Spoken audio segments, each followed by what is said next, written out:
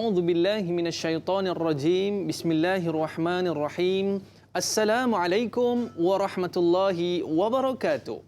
Alhamdulillahi rabbil alamin. Wassalatu wassalamu ala asyrafil anbiya'i wal mursalin wa ala alihi wa sahbihi ajmain, amma ba'd. Bersyukur kita kepada Allah Subhanahu wa taala limpah dan kurnianya. Alhamdulillah, kita masih lagi diberi kesempatan oleh Allah Subhanahu wa taala untuk melaksanakan ibadah kepada Allah, dan seterusnya kita dapat menyaksikan program Tanyalah Ustaz biar tahu jangan keliru. Apa khabar penonton-penonton sekalian? Mudah-mudahan semuanya baik-baik, stay safe, stay at home, pastikan anda berada selamat di rumah, jangan ke mana-mana. Kalau kita bercakap, pastikan pakai pelitup muka, sentiasa kita memakai cecair pembasmi kuman dan kekalkan penjarakan fizikal agar kita dapat memutuskan rantaian COVID-19. Dan hari ini, kita nak update status terkini COVID-19 di Malaysia sehingga 30 hari bulan 5, 2021. Kes baharu 6,999 kes, dan seterusnya kes sembuh baharu alhamdulillah 5,121, dan duka cita dimaklumkan kematian baharu 79 orang. Allahumma ighfir lahum warhamhum wa'afihim wa'fu anhum. Mudah-mudahan dengan kematian ini Allah memberikan syurga kepada mereka. Amin amin ya rabbal alamin. Para penonton yang dirahmati Allah Subhanahu wa taala, kita digemparkan dengan pemergian sebuah butir permata, iaitu tuan guru kita Tan Sri Datuk Sri Dr. Haji Harusani bin Haji Zakaria. Dengan pemergian butir mutiara ini memberikan kesan kepada dunia dakwah kita kerana ia merupakan salah seorang daripada guru kita dalam bidang dakwah ini. Jom sama-sama para penonton kita sedekahkan Al-Fatihah kepada Tan Sri Datuk Sri Dr. Haji Harusani bin Haji Zakaria. A'udzu billahi minasyaitonir rajim. Bismillahirrahmanirrahim. Alhamdulillahi rabbil alamin. Ar-Rahmanir Rahim. Maliki yaumiddin. Iyyaka na'budu wa iyyaka nasta'in. Ihdinas siratal mustaqim.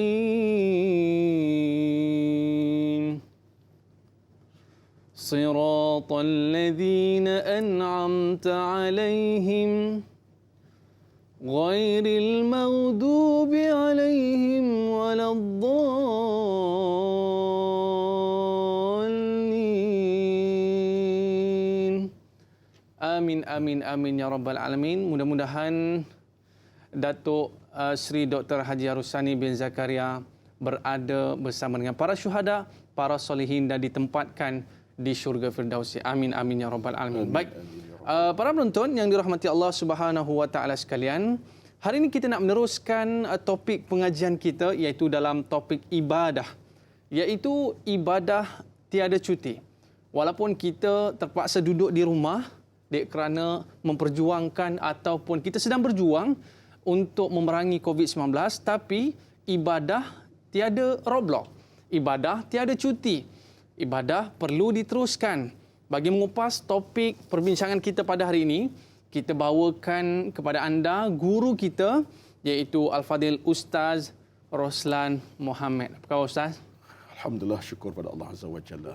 Ustaz, kita baru saja kehilangan seorang butir mutiara. Mungkin Ustaz boleh kongsikan di antara detik-detik manis bersama dengan tuan guru kita. Okey. Muqaddimah salam. Assalamualaikum warahmatullahi wabarakatuh. Alhamdulillahi rabbil alamin. Wassalatu wassalamu ala Sayyidina Muhammadin ashrafil anbiya wal mursalin wa ala alihi wa sahbihi ajma'in amma ba'd. Dari Aiman dan seluruh sidang penonton semua, kematian adalah kepastian. Kematian adalah kemestian. Kematian adalah ketentuan ilahi. Yang hidup akan meninggal, akan mati. Namun begitu macam diungkapkan oleh Aiman kejap tadi, kita kehilangan mutiara yang amat bernilai, berlian, yang penuh dengan cahaya. Kerana perjuangan almarhum Tan Sri Haji Harusani Zakaria dengan ilmu, dengan dakwah puluhan tahun. Bukan setahun jagung, tidak, puluhan tahun. Dan saya yakin, saya percaya betapa Allah Subhanahu wa taala akan merahmatinya di alam baqa sana. Allah Subhanahu wa taala akan meletakkannya bersama para salihin di alam sana. Pastilah doa-doa anak muridnya ribuan, rasa ribu. Doa rakan taulan yang kenal, doa masyarakat yang kenal beliau pasti akan mengiringi beliau di alam baqa'nya. Dan tuan-tuan sekalian, saya bagi pihak diri saya mengucapkan takziah kepada keluarga almarhum Tan Sri.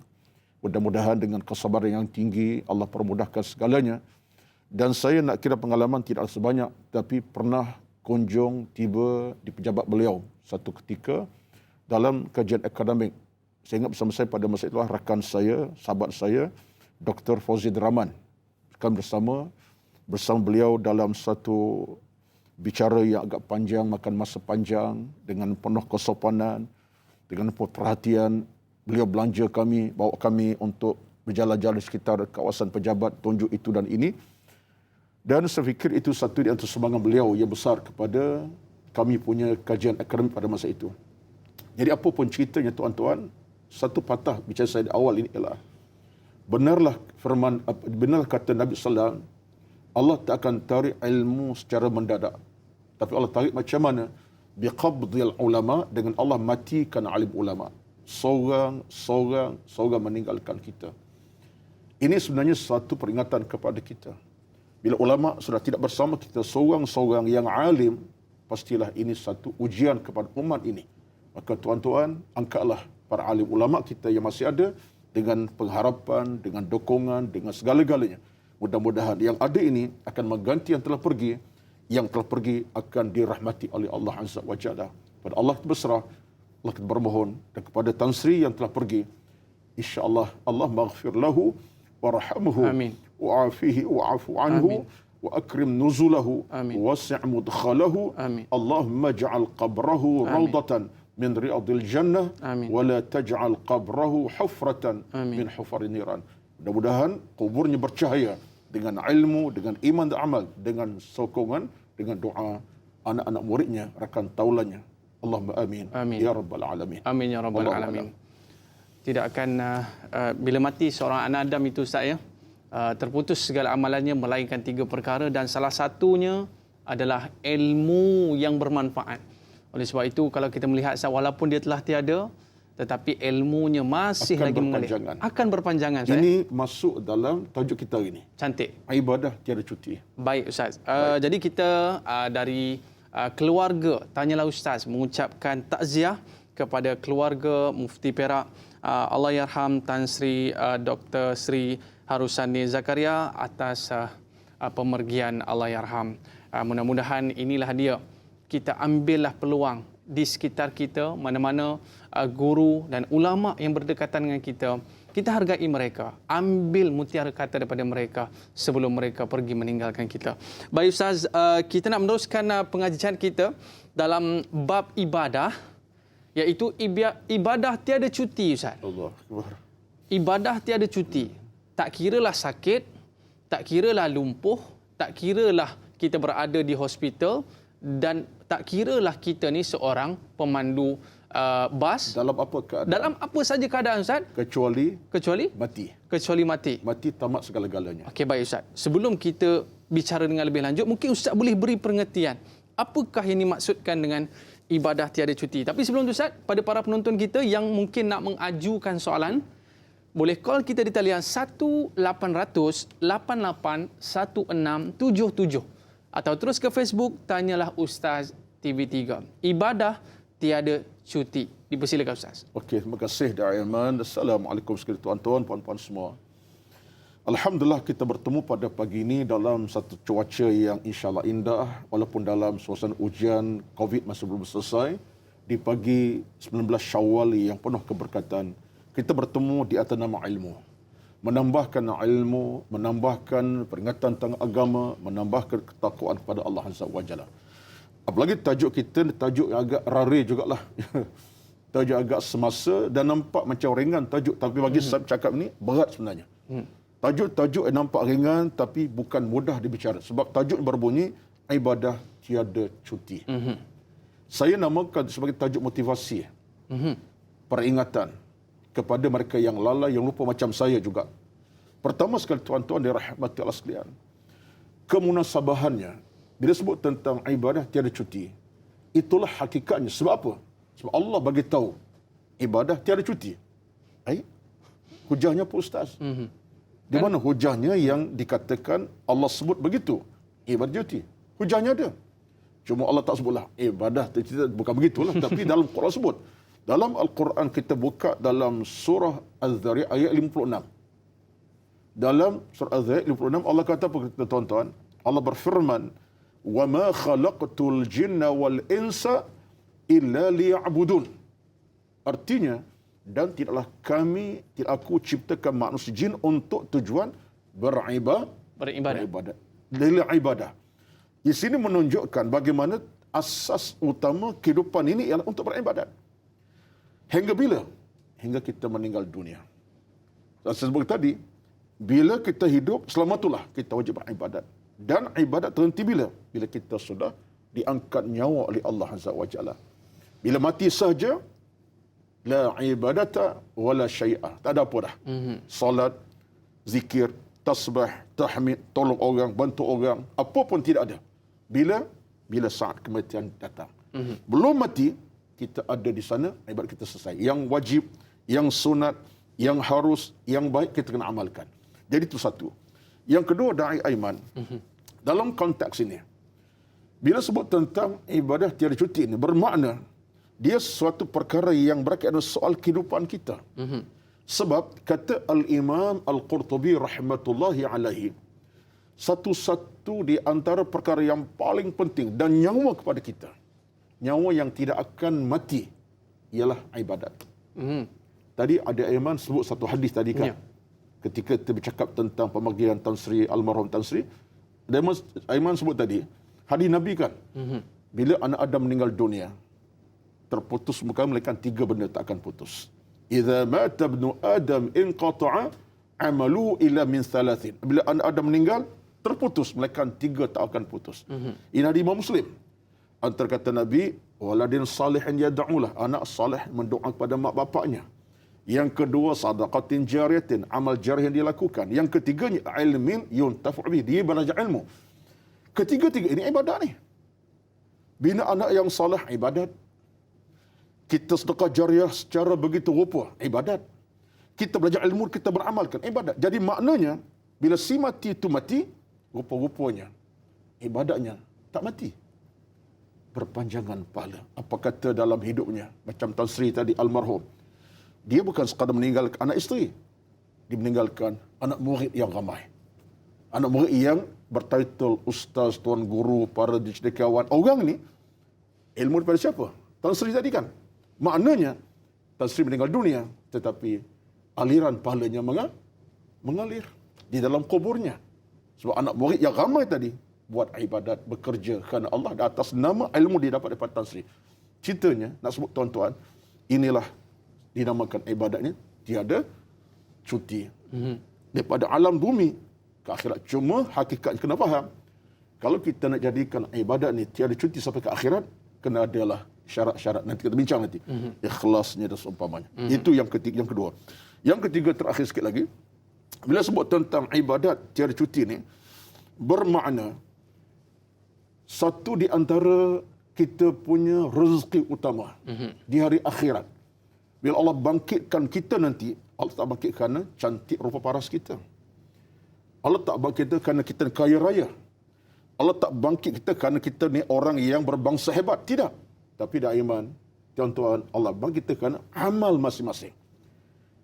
Ada hadis Nabi, kursi Nabi bersabda, Allah berfirman, "I'tuni bi'amalikum wala ta'tuni bi'ansabikum." Hei manusia, kata Tuhan di pada masyarakat nanti, datanglah menghadap aku dengan amal kamu. Jangan bawa keturunan. Jangan bawa harta benda. Tidak, aku nak tengok kamu dengan amal. Itu siapa kata Allah sebut. I'tuni bi'amalikum, datang menghadap aku dengan amal kamu. Bermakna apa? Ketika itu, rupa-rupanya, ibadah kita menjadi benteng penyelamat di hadapan Allah Azza wa Jalla. Kaya raya tak menguntungkan kita. Harta benda banyak tak untung. Kecuali kita tunaikan hak Allah. Kaya raya sedekah banyak.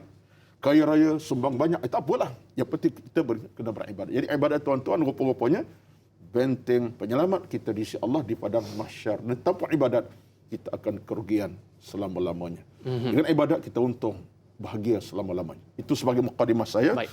Belum kita bincang detail insya-Allah. Baik Ustaz. Sebab orang kata Ustaz, bila dah lepas Ramadan ni dah boleh cuti. Sebab ibadah tu kata bulan Ramadan saja Ustaz. Itu hamba Ramadan namanya. Itu hamba Ramadan.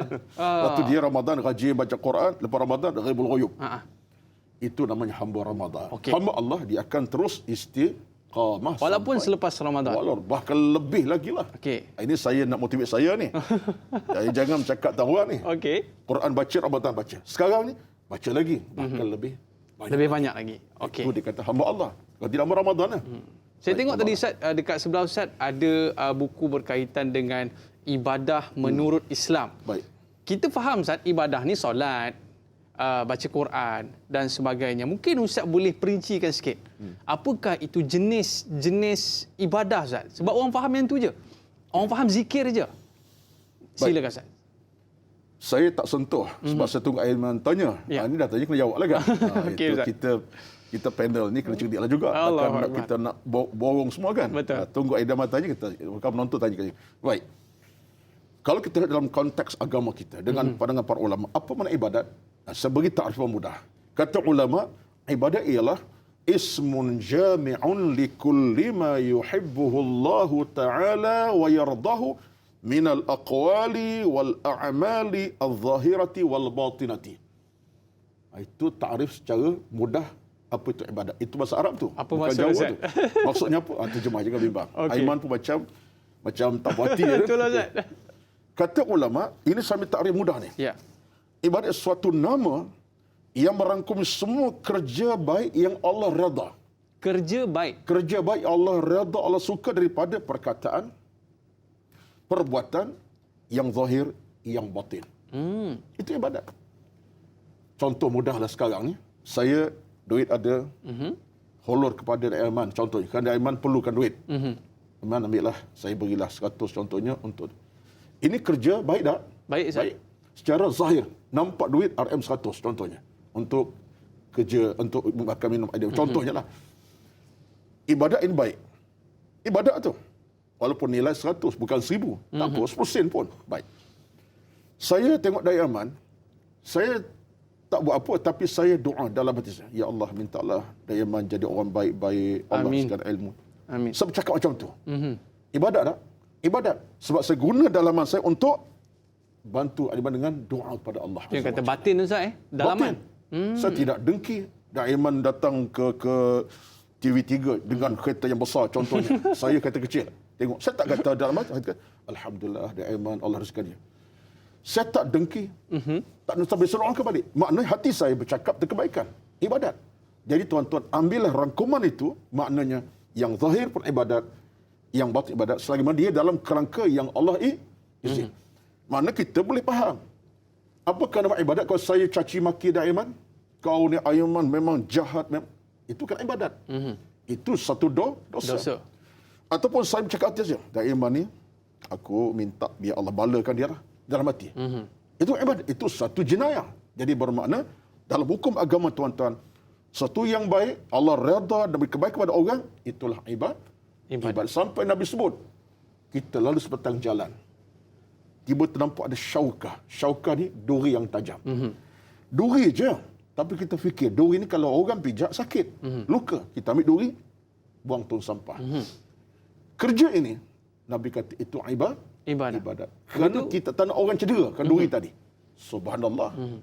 Duri je bukan, tapi kerana itu kita buat. Kerana Allah, untuk orang tak cedera, Nabi kata itu adalah adna, sekecil-kecil kerja ibadat yang Allah beri pahala. Jadi makna ibadat Tuhan merangkumi semua perkara. Di luar rumah, dalam rumah, hatta di pejabat kita.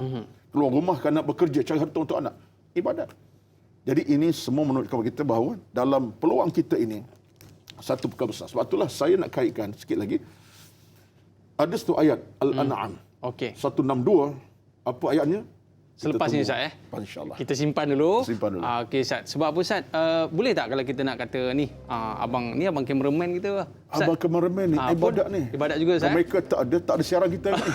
Mereka duduk dengar ceramah ni. Oh masya-Allah, lebih ahli pada ustaz ni. Okey, baik Ustaz. Kita cerita selepas ini boleh Ustaz? Baik. Okey, para penonton jangan ke mana-mana sebab lepas ni saya nak tanya satu soalan yang menarik Ustaz, iaitu ibadah multi level.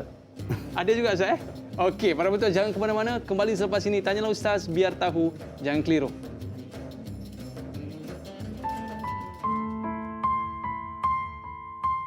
Bismillahirrahmanirrahim.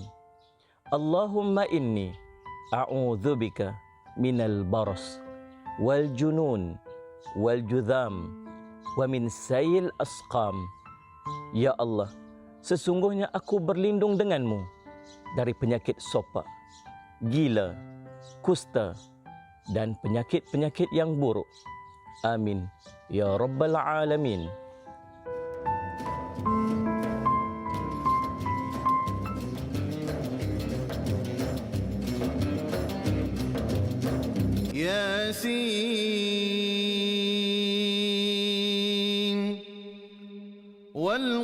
Dengan sepenuh jiwa, marilah kita bersama memohon kepada Allah agar dikurniakan keselamatan dan kesejahteraan sertai bacaan Yasin serentak di seluruh negara melalui Tanyalah Ustaz 1 Jun ini bermula 6.30 pagi di TV3 dan TV9.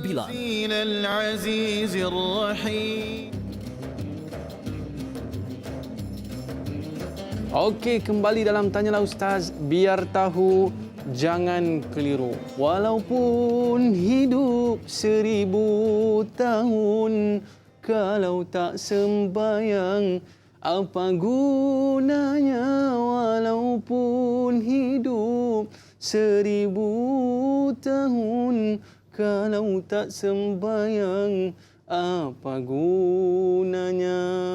Para penonton yang dirahmati Allah SWT sekalian, hari ini kita bersama dengan guru kita, Ustaz Roslan Muhammad. Okey Ustaz, ibadah tiada cuti. Dan kita lihat di sini Ustaz, kalau kita ibadah kita cuti Ustaz, cuti terus Ustaz. Cuti terus dah kubur. Okey Ustaz. Okey baik Ustaz. Tadi Ustaz ada dua ibadat. Ada ibadat yang ada cutinya. Ada cutinya. Kita bincang pada orang perempuan haid. Cuti tetapi bukan dia dicutikan. Bermakna dia kena cerita lain lah ni. Itu soalan. Itu kita simpan dulu Ustaz. Simpan dulu. Yang keduanya ialah ada orang mencutikan ibadat. Mana pun dia tak buat ibadat, itu mencutikan. Sembahyang tak nak, puasa tak nak, ini namanya mencutikan ibadat. Ini masalah yang lain. Dicuti dengan mencutikan ibadah. Dua benda tu. Yang ramainya mencutikan ibadah. Ibadat memang tak cuti. Sebab orang dicutikan Allah dalam konteks haid tadi, ada masa dia kena gantikan. Jadi itu kita bincang nanti. Kita ada soalan insya-Allah. Maknanya mak-mak kita, nenek-nenek kita, kakak-kakak kita stay tune sampai ke akhiran sangat Ustaz. Mesti 2 jam duduk. jangan tinggal. Okey, tadi Ustaz sebut tentang surah Al-An'am. Ayat 162. Ayat ni cerita pasal apa Ustaz? Ayat ni tuan-tuan, ayat kita baca bila kita solat sebenarnya. Ya. Selepas kita dalam takbiratul ihram. Apa dia ayatnya? Qul inna salati wa nusuki wa mahyaya wa mamati lillahi rabbil alamin. Al-An'am 162. Ayat ini kita baca sentiasa dalam solat kan. Allahu Akbar. Belum kita baca Fatihah, biasa kita baca ini. Dalam doa iftitah. Iftitah. Ayat ini sebenarnya satu rangkuman menarik. Sebab kita kata, ya Allah, solatku, seluruh hidupku dan amalku kerana-Mu ya Allah. Ayat tuan-tuan satu rangkuman menarik. Seolah kita berjanji kepada Allah bahawa aku hidup ini sampai bila-bila aku hidup kerana-Mu ya Allah. Hidup dalam agama bukan sekadar makan minum. Bukan sekadar cari harta. Keluar pagi, balik petang. Dapat gaji, bayar hutang. Bukan sekadar itu. Tapi dalam hidup ini kita kena tunaikan hak Allah Azza wa Jalla. Maka sebab dalam agama dia ada 3 perkara. Pertama, yang haram, jauhi, itu ibadat. Yang wajib, tunaikan, itu ibadat. Yang sunat kerja, itu ibadat. Bermakna dalam hubungan agama ini, kalau ikut ayat ini, Allah sebut kepada kita bagaimana kita berjanji. Wa nusuki, aku ya Allah hidup kerana beribadat. Satu sebutkan tadi, itu kaitan saya tadi. Ada orang mencutikan. Maknanya dia cutikan daripada sembahyang, puasa, solat macam-macam. Ini satu jenayah kepada Allah Azza wa Jalla. Sedangkan kita sebut Allah, inna salati wa nusuki wa mahyaya wa mati. Sebab tu saya minta sangat tuan-tuan. Kalau kita dah solat dah lama dah. Kalau masih duk baca tapi tak ingat makna, rugi kita. Sebab kalau boleh kita angkat takbir dalam iftitah tu. Qul inna salati, kita cuba letak terjemahan. Sembahyangku ya Allah. Ibadatku malam siang ya Allah. Dan hidup matiku kerana-Mu. Kalau ini dapat kita letak dalam jantung hati, bermakna kita akan cuai. Kita akan cuai dari aman. Cuai macam mana? Sebab kita tahu ibadat adalah pakaian kita. Ibadat adalah pelindung pada kita. Ibadat, harta benda kita. Ibadat adalah merupakan penyelamat kita di hari akhirat. Wallahu a'lam. Baik Ustaz, sahabat Itu kita. rangkuman ayatnya. Oh, rangkuman kepada ayat sebentar tadi Ustaz. Apa saja yang kita buat, tak kira buat karipap ke Ustaz? Ya, kita buat lempeng ke, apa saja, semua yang kita buat itu semata-mata kerana Masya Allah. Allah. Sebut Baik karipap, Ustaz. Sahabat. Ada sebab tu karipap tu. Ada sebab Ustaz Buat karipap. Ya. Buat kerana nak orang makan dengan kenyang. Orang dapat makan dengan keadaan yang baik. Ibadat. Ibadat Tapi Ustaz. kalau buat karipap kosong, dalamnya angin saja. Angin saja. Buat sekadar, itu satu penipuan. Ini masalah ni. Sebab itulah kerja-kerja yang nama walaupun buat karipap sekalipun, nasi goreng sekalipun, nasi lemak, kerana Allah, untuk orang dapat keselesaan, kelazatan, ibadat sebenarnya. Banyak pahala mak-mak kita, Allahu isteri kita Ustaz Allahu Jadi sebab Akbar. itulah peniaga kena Jujur. jujur. Jangan bohong, jangan menipu, jangan cari pasal dengan pelanggan. Tapi Dapat saya rasa duit Ustaz, cash kita bimbang tidak halal. Kita nak keberkatan ada. okey Ustaz. Ibadat tu. Tapi janganlah pula buat karipap sampai tak sembahyang subuh. Itu kita isu lah kan. Ada orang kadang-kadang, dia minta maaf lah kan. Ya. Jadi berniaga nasi lemak, pukul 4 dah bangun, Masya Allah, pukul 3 dah bangun. Cantik dah tu. Cantik dah. Subuhnya terabai. Alamak. Ini orang kata apa? Namanya tidak konsisten dengan agama. Jadi kita nak kena ingat bahawa cari harta, agama jangan kesampingkan. Bahawa ibadat tu Sempurna. sempurna, ada barakah, rahmat insyaAllah. Baik. Ada yang Ustaz sebut konsisten tadi Ustaz. konsisten. Ni sahabat kita konsisten Ustaz. Dia call lagi-lagi. Okey. Masya Allah. Kita terima soalan. Kita bersama dengan Puan Rovizan Abu Bakar. Silakan Puan. Assalamualaikum. Ada ke? Belum lagi Ustaz. Belum masuk, Dia belum masuk lagi. Dia tengah standby dengan soalan ni. Dia orang yang konsisten hari-hari bertanya soalan dengan kita Ustaz. Okey, baik. Ustaz, tadi saya ada tanya satu soalan tentang ibadah multi level ni Ustaz. Maklumlah bulan Ramadan kan kita ada buat macam produk, macam mak mentua saya dia buat ketupat pala Ustaz. Jadi ada ejen sana, ada ejen sini. Jadi ada dropship lah dan sebagainya Ustaz. Sebab masing-masing nak meraih keuntungan Ustaz. Meraih keuntungan berlipat-lipat kali ganda. Dan kalau kita tengok setengah perniagaan Ustaz, dia ada multi level. Berangkai-rangkai, di bawahnya ada berniaga, bawahnya lagi ada berniaga Ustaz. Dan akhirnya dia jadi jutawan. Baik Ustaz, dalam ibadah pun juga ada multi level ke Ustaz? Baik. Dah ada jawapan? Sila Ustaz, sila Ustaz. Saya memanglah kalau kita nak bercakap dalam kerangka istilah-istilah semasa banyak sebenarnya. Ibadat tak ada Roblox, tak ada sekatan. Ibadat multi level. Sebenarnya perkataan itu ada mengandungi pelbagai maksud tersirat. Ya. Apakah ada ibadat multi level? Kenapa tidak ada? Saya nak ambil contoh mudah saja. Sebab dalam Islam ni dia punya nyawa ibadat dia akan terus hidup dan hidup dan hidup. Contohnya.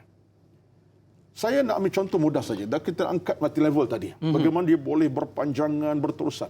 Contohnya katalah, ini bukan masjid kan, ini di studio kan. Kata kita masjid di surau. Atas kepala kita berlegar apa dia? Ada kipas. Ada kipas yang berpusing. Zuhur, Asar, Maghrib, Isya, Subuh, ketika kuliah duha, kuliah Maghrib. Berpusing. Dari Aiman, sedekahkan, hadiahkan kipas yang berpusing sampai 5-6 buah dalam masjid itu. Satu kipas mungkin 300 lah katakan. Ya. Kita ambil contoh yang mudah. 6 kipas 1,800 contohnya. 301, 6 buah 1,800, dia bukan terhenti kat situ. Bermakna, tiap kali berpusing kipas dalam duha, dalam kuliah subuh, zuhur, asar, maghrib, kitaran pahala daiman akan berterusan. 1,800 daiman habiskan tadi, bukan takat tu, mungkin Allah ganda sampai berapa? 700 kali ganda. Banyak tu Ustaz. Maknanya multi level ni kita tak boleh nak jangka bagaimana Allah SWT jadikan dia sebagai pusing apa kita. Daiman mungkin dah tak ada contohnya. Ini saya ambil contoh yang agak mudah-mudah fahamlah. Saya ambil contoh orang kampung ya. Daiman tak ada, bukan mati. Tak ada tu mungkin dah pergi ziarah, ada pergi apa ni berhijrah ke tempat lain. Ataupun kalau nak mudah mati lagi. Tapi Okey, Ustaz. kipas berpusing tadi malam siang, tuannya dah tak ada. Berpusing kipas zuhur, asar, isyak, pahalanya tidak akan terhenti. Ini mati level lah ni. Mati level Ustaz. Meningkat pahala. Ada orang tanya pula, kadang-kadang Ustaz, kalau kipas dah rosak macam mana Ustaz? Allah Maha Kaya. Allah Maha Kaya Ustaz. Derma kita sombang tadi tidak akan terhenti sebab tu hadis Nabi sebut.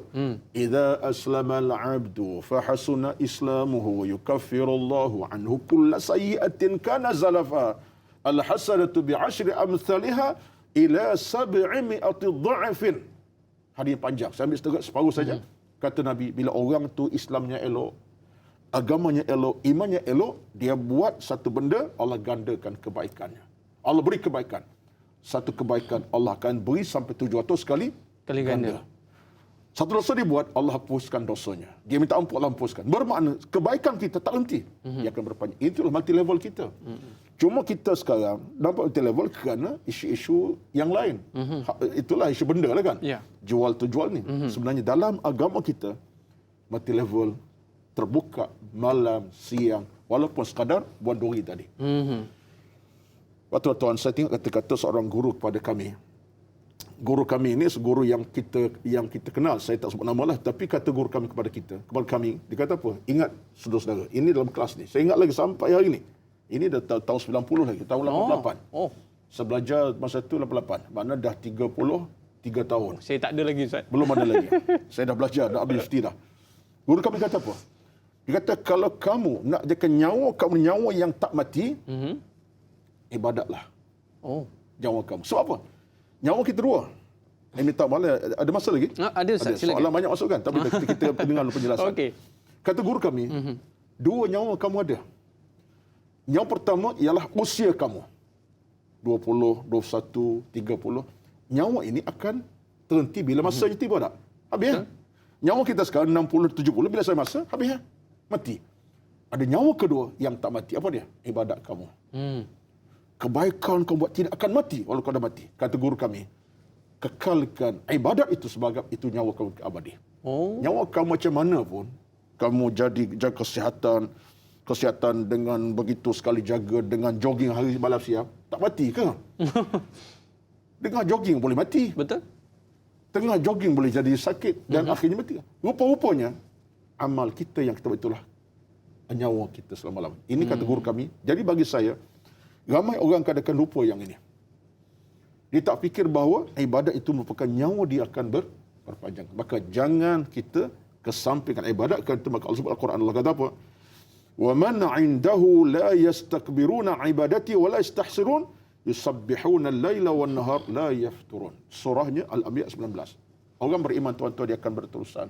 Tidak angkuh dengan Allah Azza wa Jalla dan tidak jadikan dia keadaan hina dina si Allah. Bahkan dia akan sentiasa buat kebaikan-kebaikan malam, siang, pagi, petang.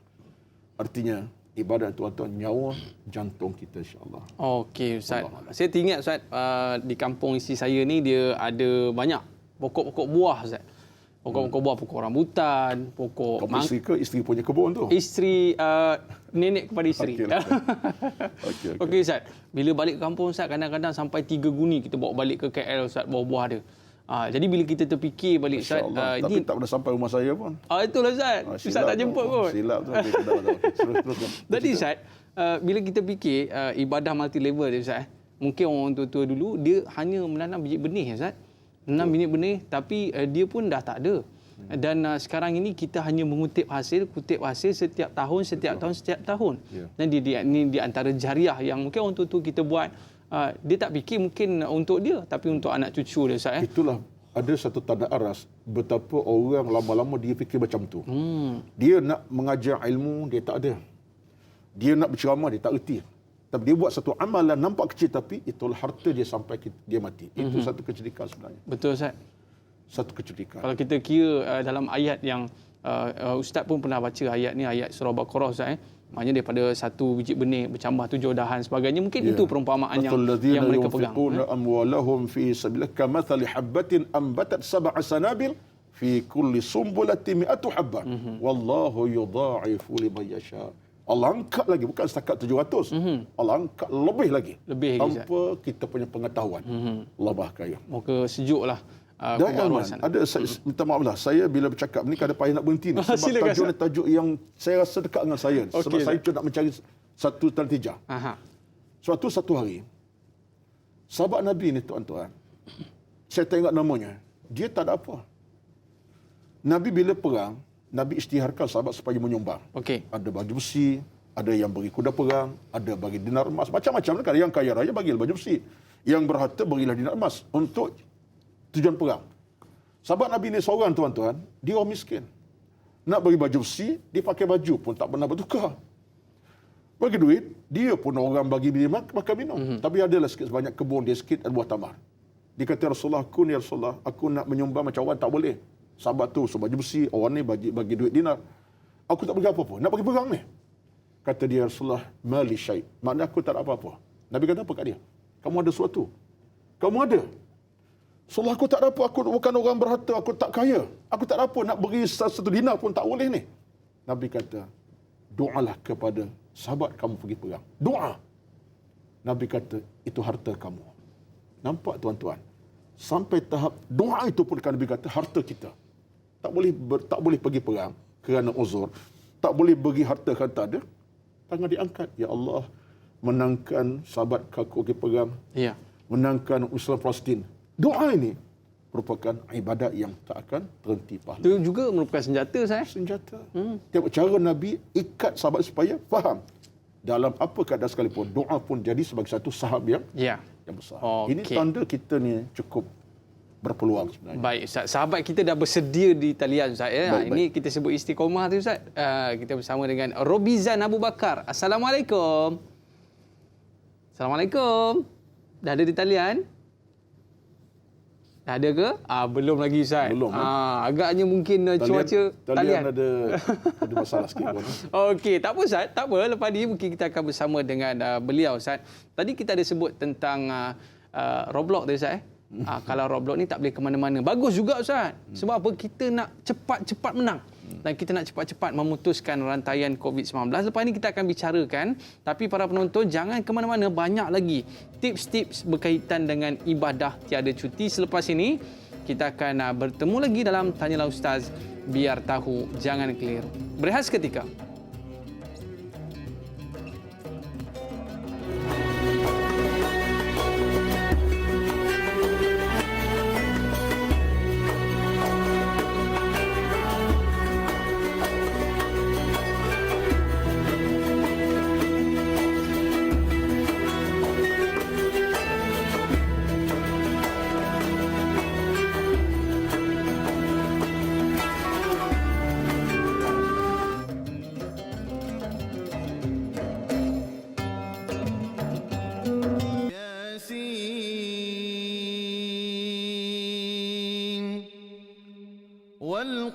Dengan sepenuh jiwa, marilah kita bersama memohon kepada Allah agar dikurniakan keselamatan dan kesejahteraan sertai bacaan Yasin serentak di seluruh negara melalui Tanyalah Ustaz 1 Jun ini bermula 6.30 pagi di TV3 dan TV9.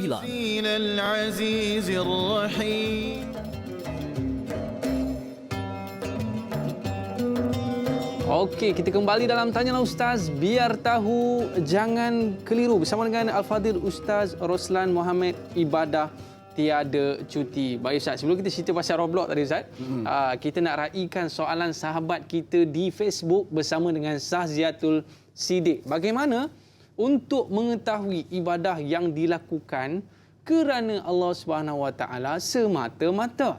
Ini kerana melaksanakan ibadah tiada cuti namun masih melakukan perkara mazmumah, iaitu mencela, mengumpat dan perkara yang mengundang kebinasaan.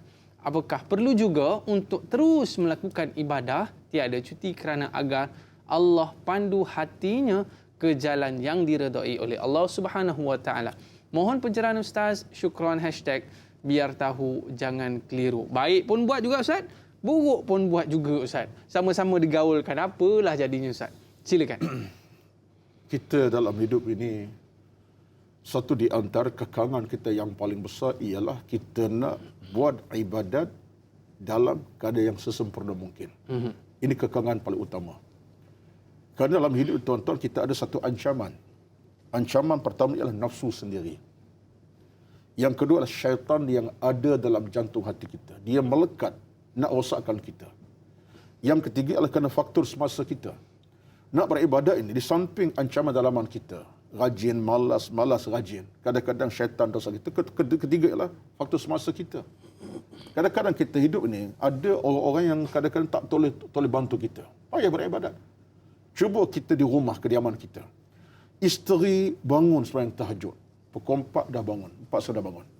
Suami malas macam mana pun tengok isteri bangkit, dia bangkit juga walaupun lewat sikit daripada isteri. Tergugat Ustaz. Tergugat juga. Isteri aku bangkit pukul 4:30 sebelum subuh ni, dah aktifkan sejadah.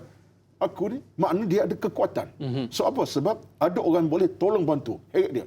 Dalam Islam ni, kaedah penting. Sebab tu Nabi sebut, kamu nak berteman, pilih teman kamu siapa kamu berteman. Falyanzur ahadukum min khalil. Pilih siapa kamu berteman. Sebab apa? Kawan yang baik boleh dorong kepada kebaikan. Kita mungkin malas ibadat tapi kawan baik, jawablah kita solat asar dan asar. Akhirnya dia akan jadi orang yang konsisten kemudiannya. Jadi soalnya sekarang ialah kita usaha. Sebab ibadat ni kata Imam Al-Ghazali, dia datang dengan dua keadaan. Pertama, kena ada mujahadah.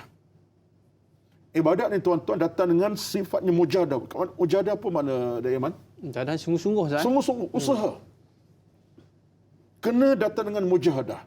Kedua, datang dengan apa? Dengan muhasabah. Kita hitung, aku ni kau tak ibadat sekarang, bila lagi? Besok belum tentu aku hidup lagi. Lusa belum tentu sihat lagi. Kita ada muhasabah. Kenapa nak tangguhkan sampai bila-bila? Sampai merupakan sampai. Jadi ada dua ini. Ini cara mudah ni. Mujahadah ada, muhasabah ada. Kita akan gabungkan. Bermakna kita akan dapat suatu keadaan yang membaik pulihkan kita. Kerajaan mau datang. Baik. Namun begitu, bila ditanya Sahziatul Sidik tadi, tentang ada orang ada buat baik dah. Solat tahajud, solat duha, qiyamnya, dengan setengah derma, Quran dibaca, lepas subuh, Masya Allah, Ramadan baru ni berturut sampai sekarang. Tapi mulut kadang-kadang insurans tak ada. Insurans tak ada. Masa mengumpat, mencela, mengeji, dusta, bohong. Jadi masalahnya ialah yang baik dibuat, yang jahat pun naik sama. Dia punya peratusnya. Lebih kurang. Maka ini kita kata kepada diri kita bahawa inilah manusia. Manusia bukan komplit. Kalau kita ni komplit, tak ada dosa, kita bukan manusia, kita malaikat. Ya. Kita nabi-nabi tak. Dalam Islam, Allah tetap beri kita ruang dan peluang. So, dalam Islam, kaedahnya mudah saja. Saya kata mudah bukanlah permudah, tapi mudahnya. Satu Allah sebut dalam Quran kata apa? Kita ambil satu ayat daripada surah An-Nahl 97. Man 'amila salihan min dzakarin aw untha wa huwa mu'minun falanuhyiyannahu hayatan tayyibatan wa nazyiyannahu ajran bi ahsani ma kanu ya'malun. Maksud apa? Allah nak sebut kita bahawa siapa yang usaha, laki perempuan buat kebaikan, Allah beri kebaikan kepadanya. Sekarang ni, kalau kita dah terima buat baik, cukup banyak-banyak. Buat jahat, segala istighfar pada Allah Azza wa Jalla. Bermakna gandingan ada. Gandingan di antara kebaikan dengan istighfar kena ada.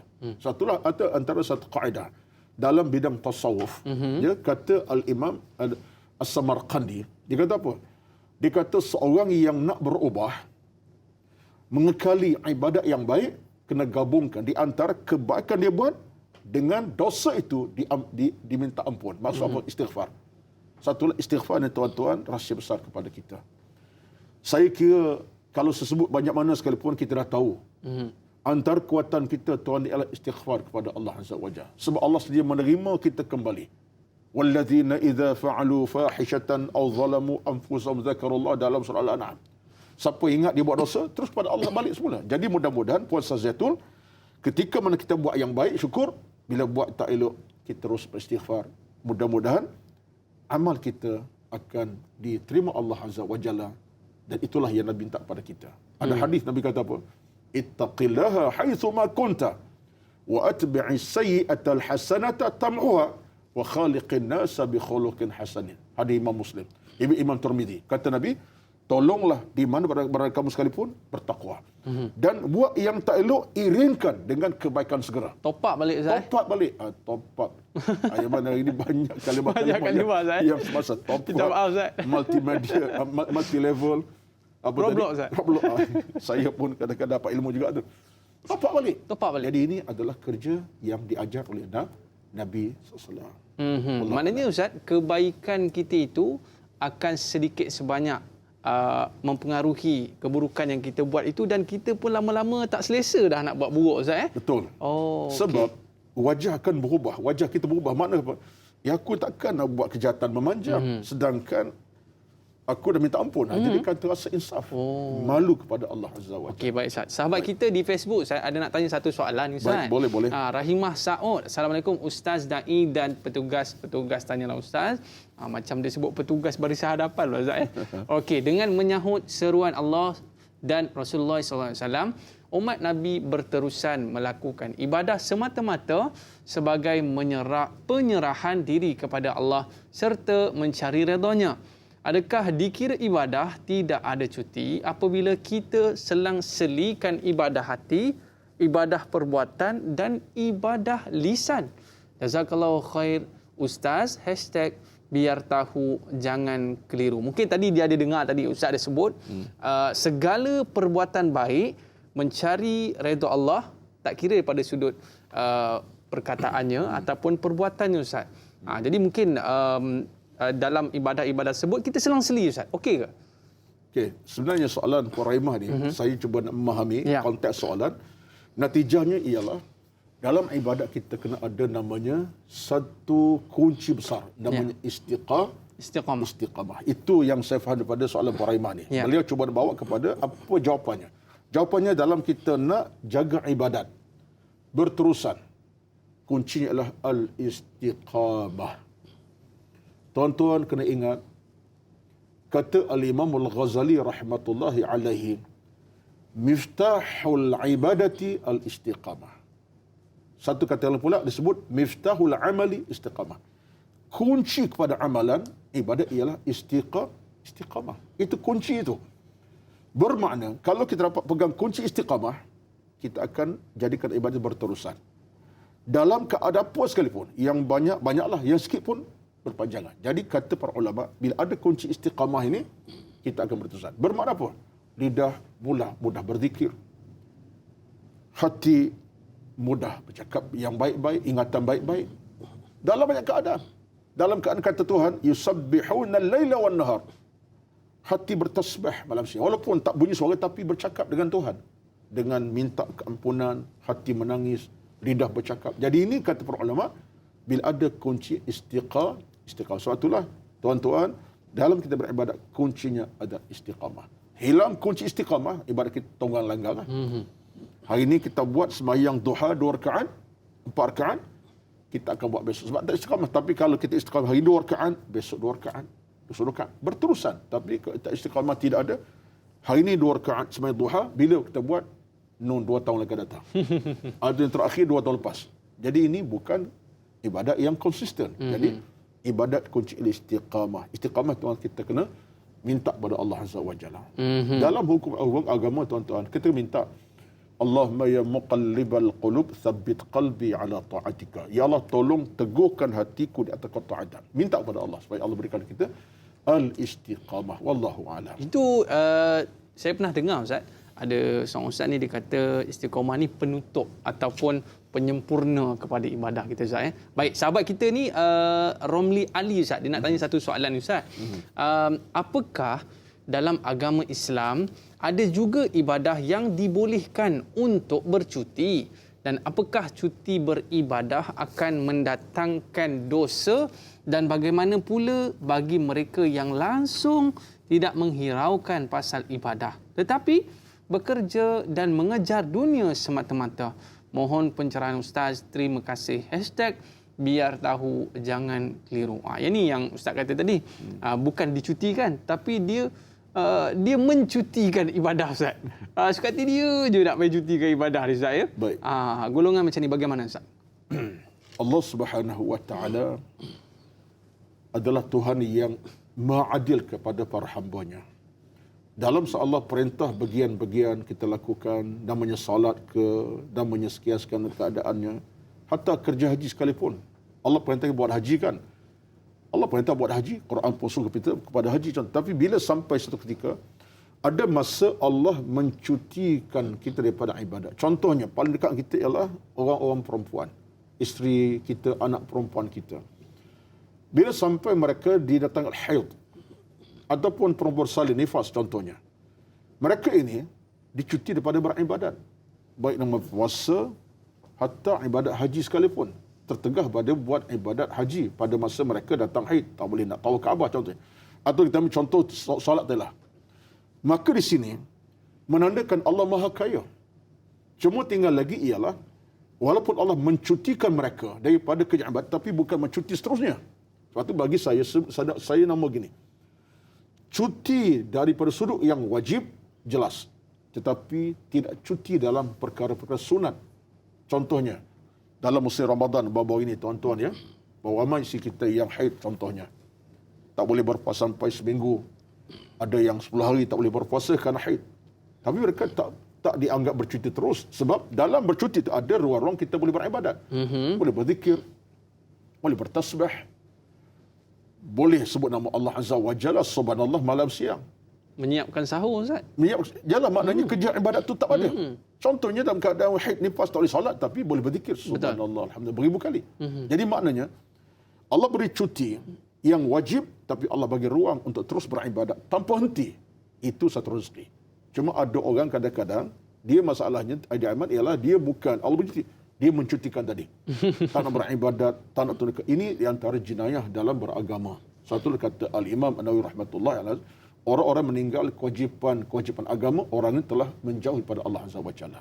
Sebab itulah kita jangan lupa, tuan-tuan, kefarduan dalam Islam ini satu asas utama.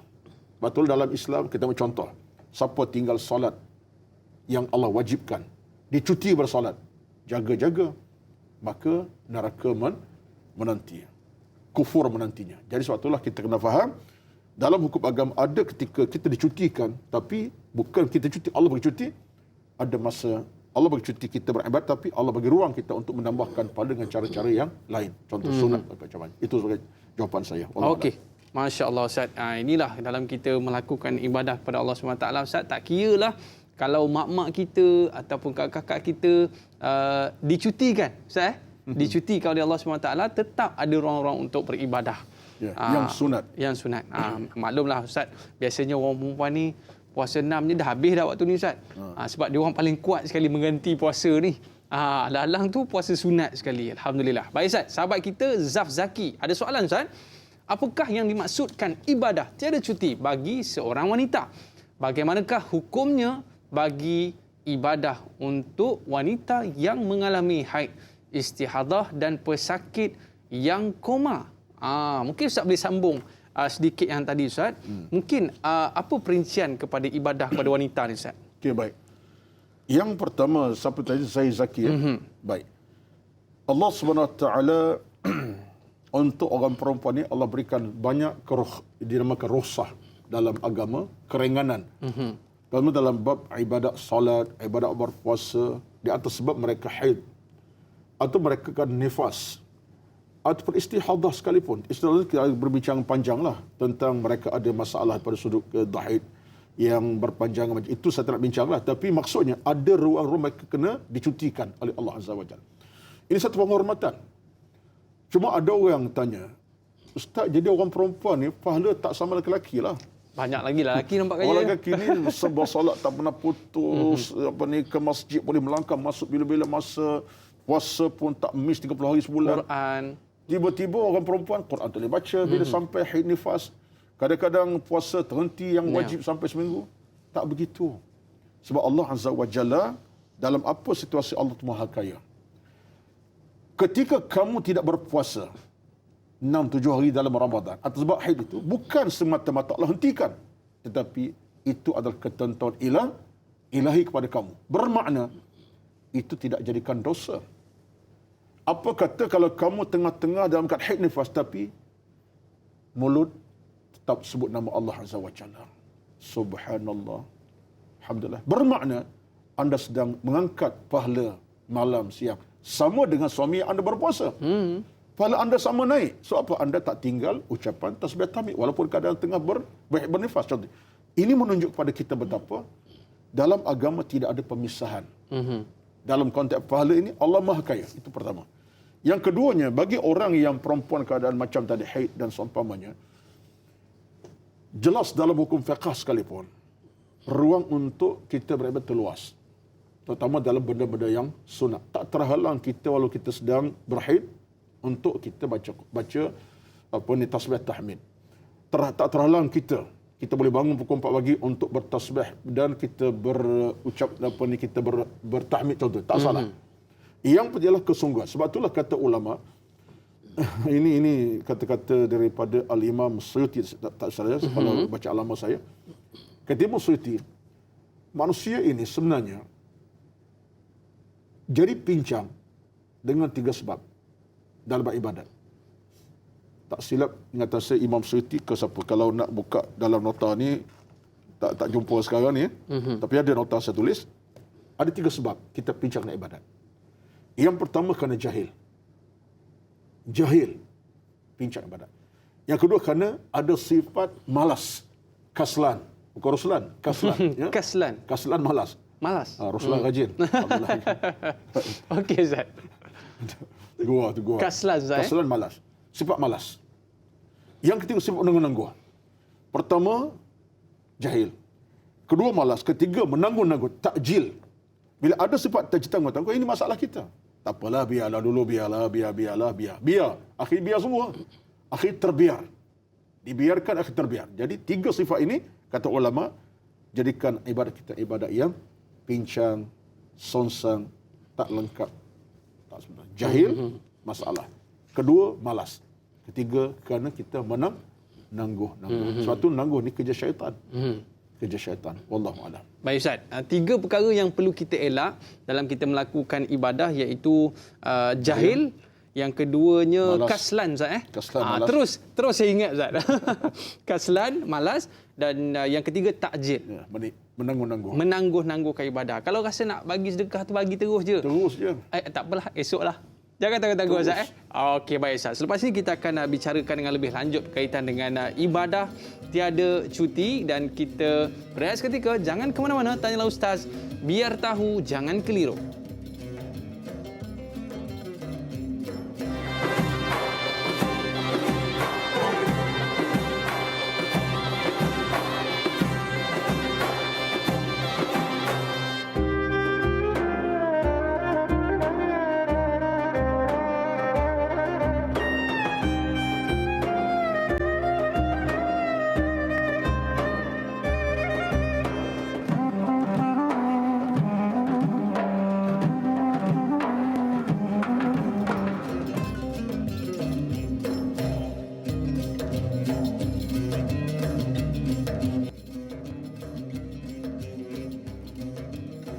Kembali dalam Tanyalah Ustaz, biar tahu jangan keliru. Bersama dengan Al-Fadhil Ustaz Roslan Muhammad, ibadah tiada cuti. Ustaz, kita tengok kalau di lalu lintas kalau nak pergi ke mana-mana, polis cukup menjaga lalu lintas dengan baik Ustaz. Pagi-pagi tadi saya nak datang sini pun Ustaz, polis wanita yang jaga Ustaz. Tiba-tiba jadi segar balik. Okey Ustaz. Tengah mengantuk tu. Tiba-tiba jadi segar Ustaz. Tak apa, dia tahan. Dia tanya surat. Mana tengok surat Ustaz. Dia tengok TV3 Ustaz. Okey, jalan. Ya, okey. Okey, baik Ustaz. Tapi kadang-kadang setengah tu dia terpaksa berpatah balik. kerana ini merupakan sekatan dan kita cukup menjaga daripada penularan wabak COVID-19, Ustaz. Jadi kadang-kadang setengah tu nak balik ke rumah mak ayah dia sebagainya, janganlah. Duduk di rumah, kekal stay safe dan kita jaga kita dan kita akan menang, Ustaz. Kena bersabar. Kena bersabar. Dia neraca sekarang dalam tempoh sekarang sabar. Sabar. Sabar tak balik kampung, sabar tak temu isteri PJJ, sabar tak temu suami PJJ, sabar tak bertemu keluarga jauh, sabar. Kecuali adalah alasan yang sakit demam teruk, itu lain kan. Jadi bagi sabar. Tapi kita bila hilang sabar ni tuan-tuan, jadi pemusnah kepada banyak perkara.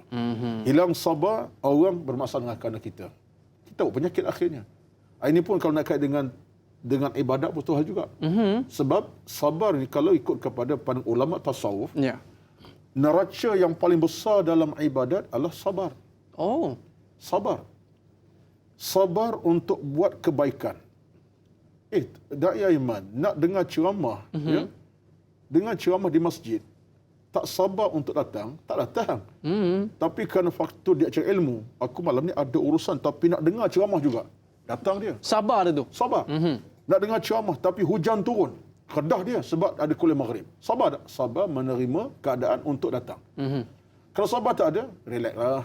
Biarlah contoh. Datang tadi, takjil tadi. Tangguh. Dia sabar ni besar harganya. Sabar itu dalam 3 keadaan. Jadi, ada soalan ke ni? Tak apa, Ustaz.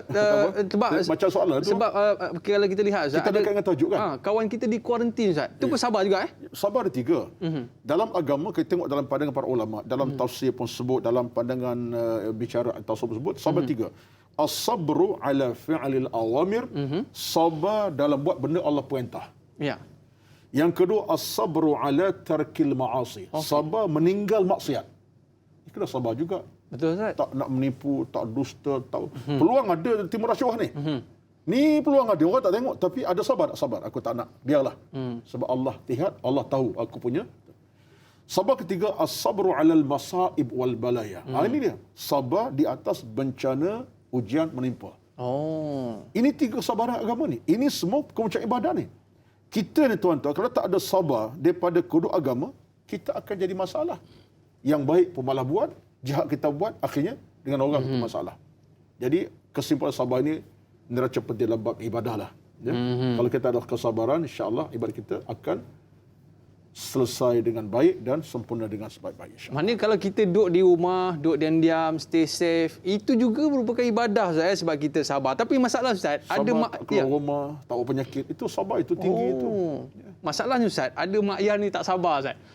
Di sahabat kita ada nak tanya satu soalan. Intan Zurina ada di kalangan ibu bapa yang merasakan tidak perlu mengejutkan anak-anak untuk solat subuh pada hujung minggu dengan alasan kesian anak-anak sedang tidur. Seolah-olah solat subuh dalam kurungan bercuti pada hari Sabtu dan Ahad. Mohon pendapat Ustaz. Terima kasih. Kalau hari sekolah tu memang dia kejut lah pagi-pagi, Ustaz. Itu tapi kejut Sabtu tu sekolah. Bukan subuh. Saya jawab jawapan kepada Puan Intan Zurina. Kalau ada akhlak macam dalam kediaman kita, baik dalam mak ayah, ini namanya tidak sabar dalam menyuruh kebaikan. Saya namakan tidak sabar dalam menyuruh kebaikan. Kejutkan anak bangun sembahyang subuh. Itu pahala besar, kebaikan besar. Kejut anak untuk bangun berjemaah subuh, itu satu nikmat besar beragama. Tiba-tiba kita kata apa? Alah, kesian budak ni.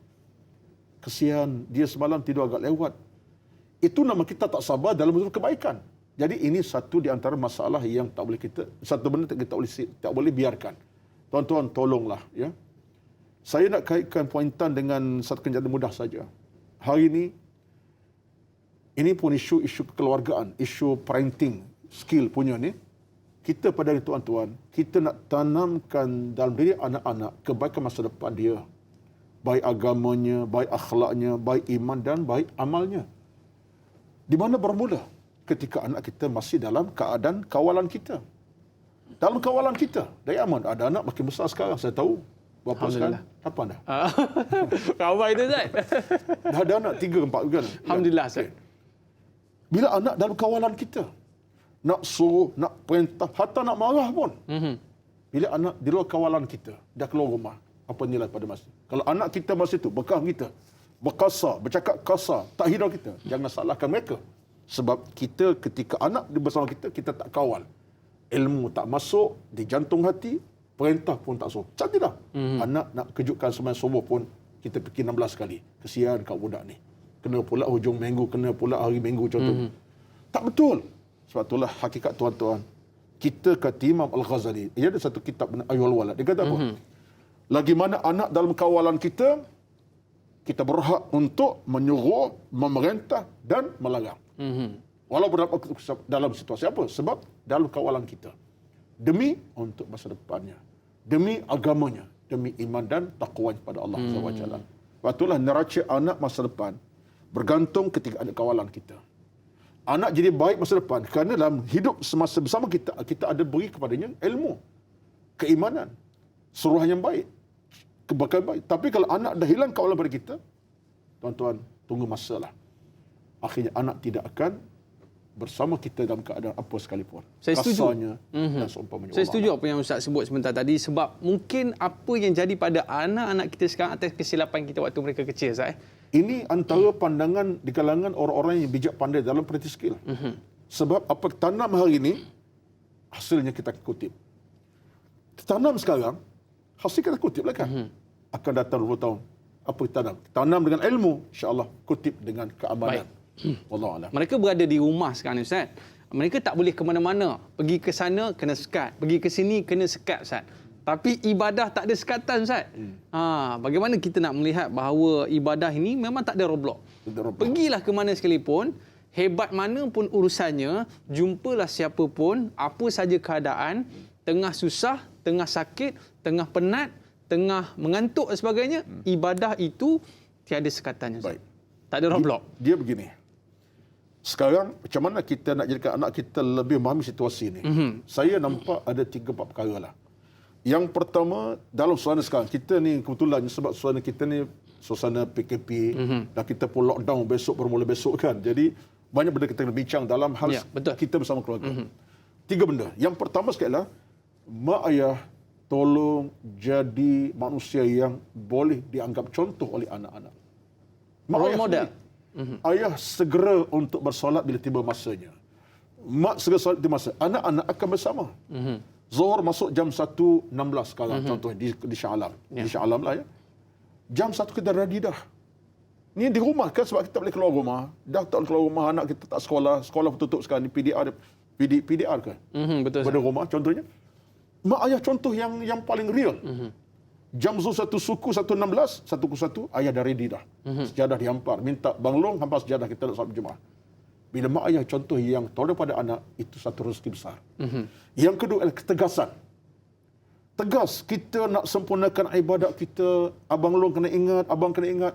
Kalau Abang Long abaikan ibadat sekarang, apakah jadi masa depan? Abang Long jaga ibadat sekarang, Abang Long akan berjaya. Tegas. Yang ketiganya ialah kita sentiasa berintik kepada Allah Azza wa Jalla.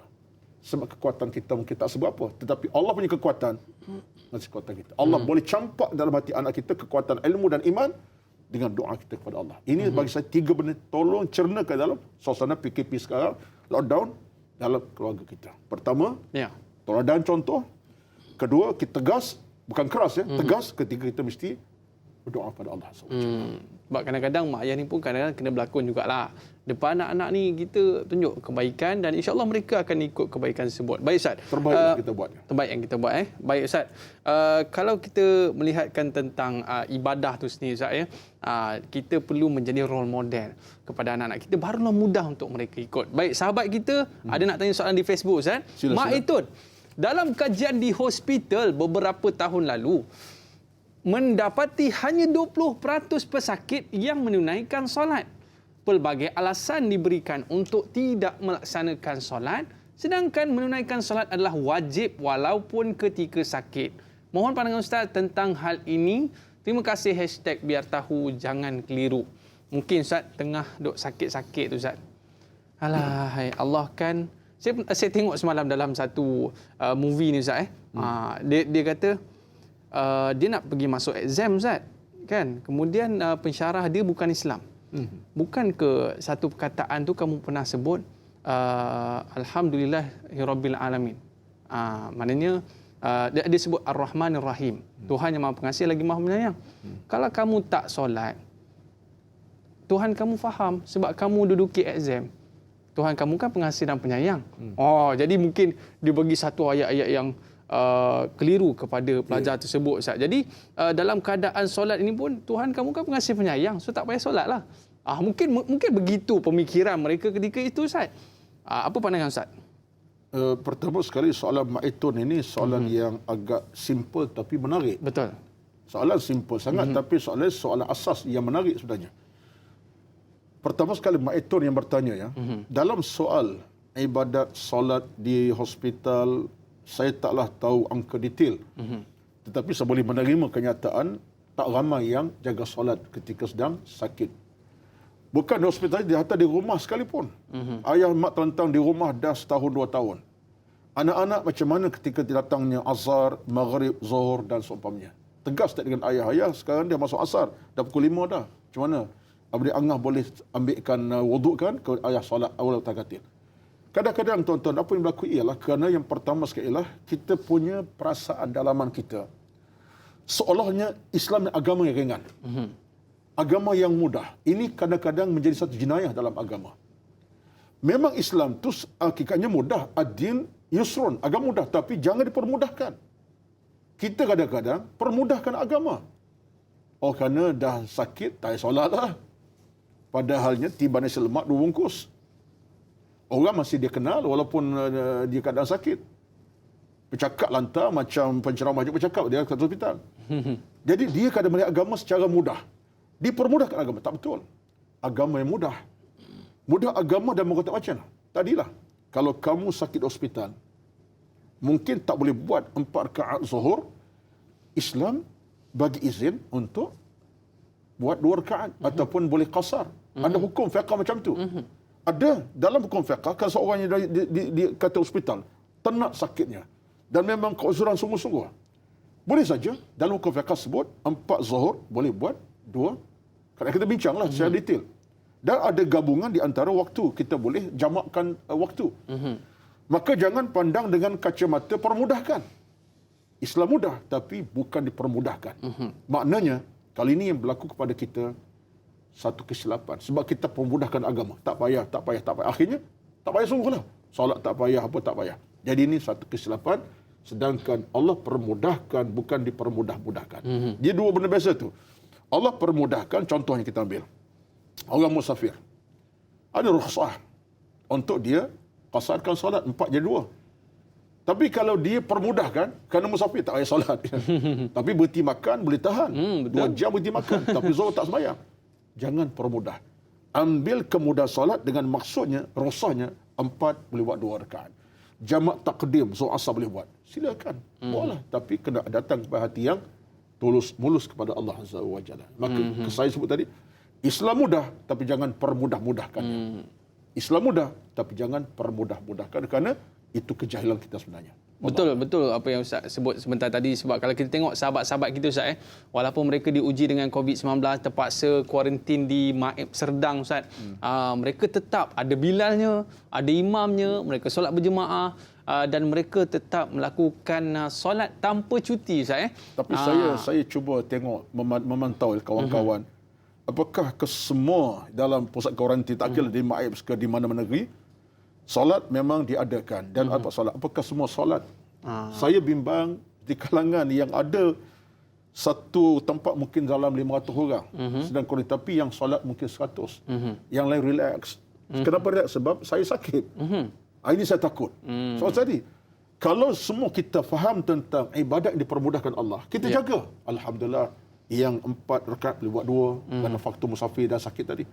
Yang saya takut ialah dipermudahkan 500 yang sakit, yang sedang dikuarantin, tapi yang solat 20 orang sahaja. Okey. Ini kita bertakwa. Demi Allah tuan-tuan, tolong sangat sebab ibadat Islam tiada cuti sebenarnya. Tiada sempadan. Yang penting jaga dengan ilmu dan amal. Ilmu kena perkemaskan, amal kena buat. Baik Ustaz, terima kasih. Ini luahan sajalah. Betul Ustaz. Ya, luahan saja. Yang paling penting Ustaz, kita kena ada ilmu dalam apa saja perkara baru kita faham. Apa yang Ustaz sebutkan sebentar tadi sangat-sangat penting. Baik Ustaz, kita nak sambung lagi Ustaz. Tapi kita dah tamat di TV3 dan selepas ini kita akan sambung lagi 30 minit di TV9. Para penonton, jangan ke mana-mana, teruskan kesetiaan anda bersama dengan kami dalam Tanyalah Ustaz, biar tahu jangan keliru. Kita berehat seketika, kembali selepas ini.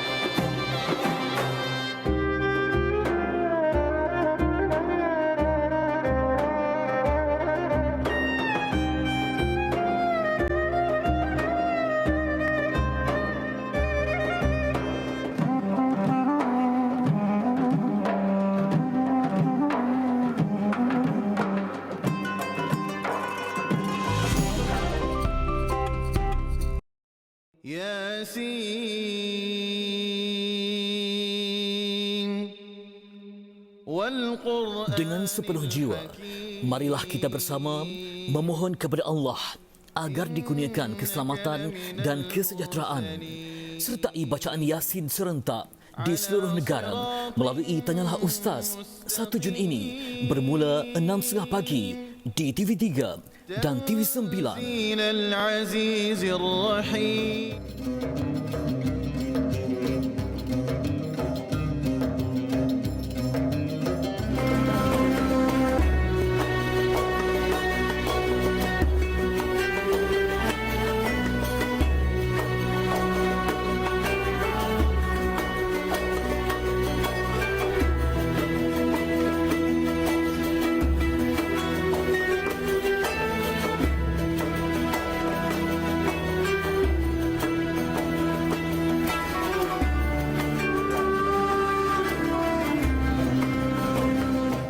Alhamdulillah, kembali dalam Tanyalah Ustaz, biar tahu jangan keliru.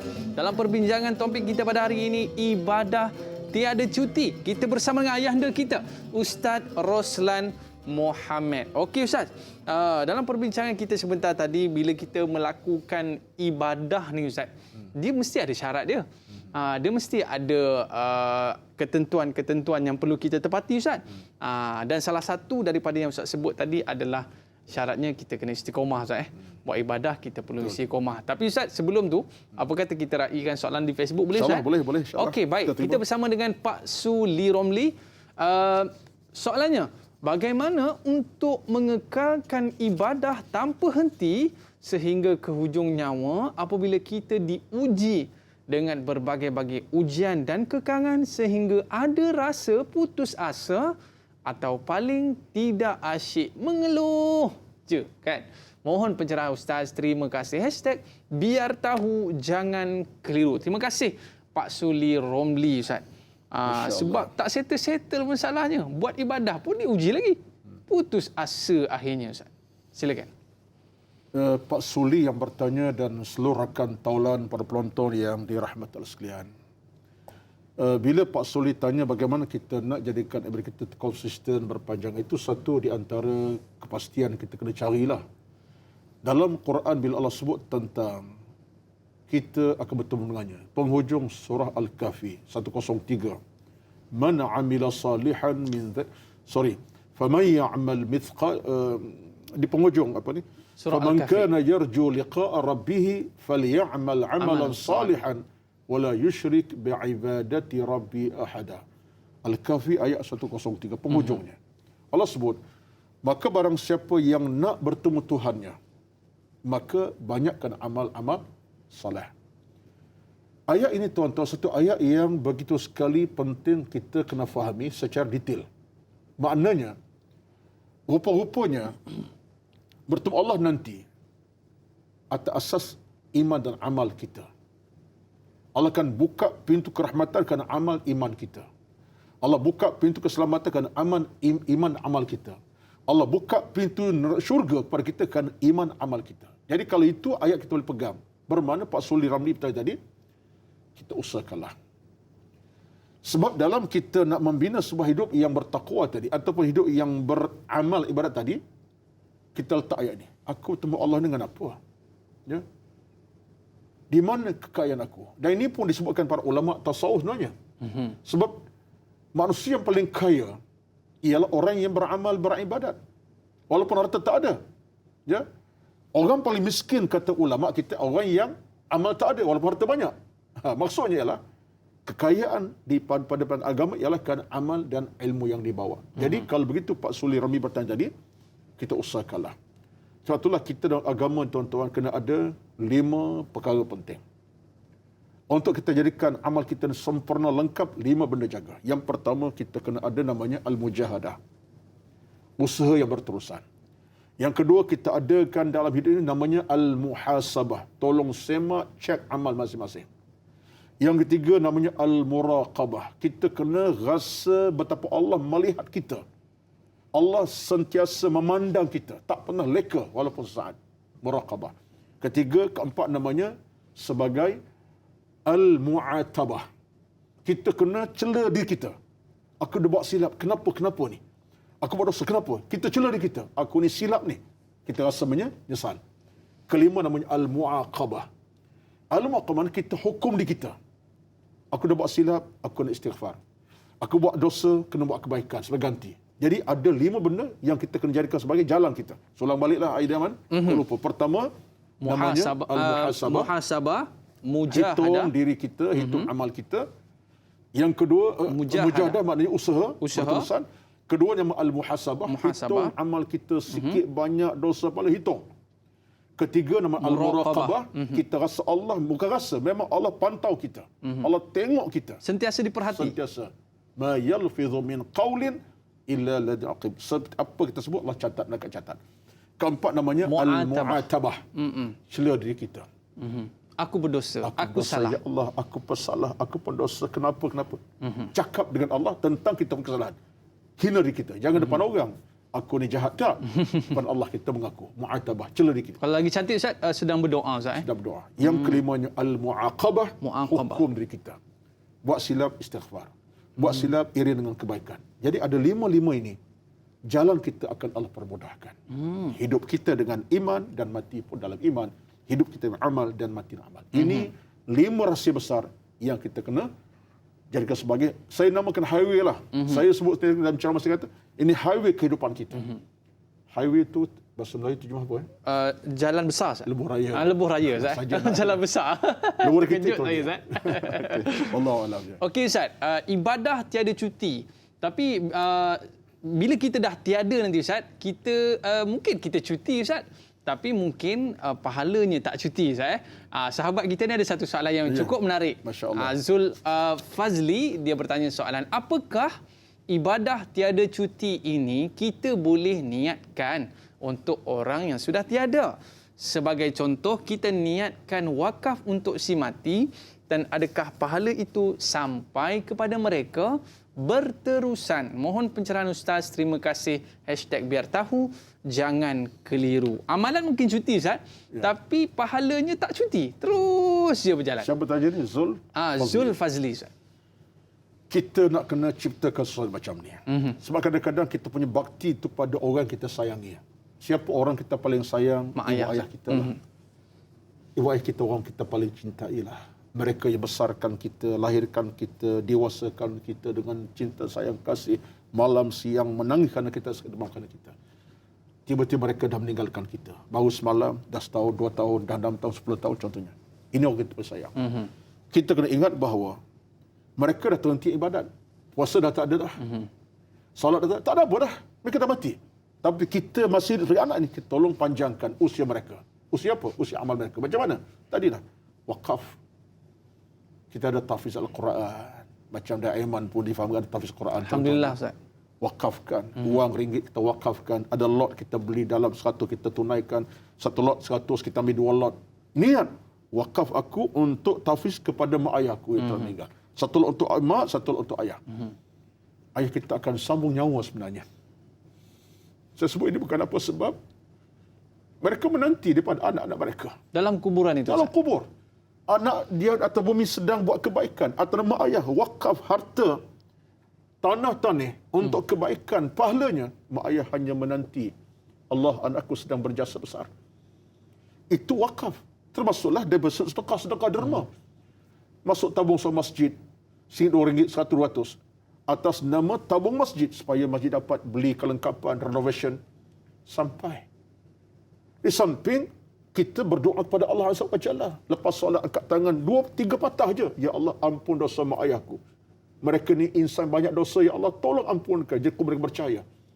Sebenarnya tuan-tuan, jadikan mak ayah kita yang terhenti amalnya semasa mereka mati, seolahnya sambungkan anak yang soleh, sentiasa memanjangkan usia mak ayah di kuburnya. Inilah kita, tuan-tuan. Saya tak fikir kalau kita anak yang soleh, kita letak ini satu benda biasa. Malah kita tak ada ilmu. Jahil, tak ada apalah. Tapi anak yang berilmu, dia akan cari ruang. Wakafnya dengan doa, dengan kebaikan. Jadi manusia mati yang telah mati, rupa-rupanya masih berpanjangan pahalanya.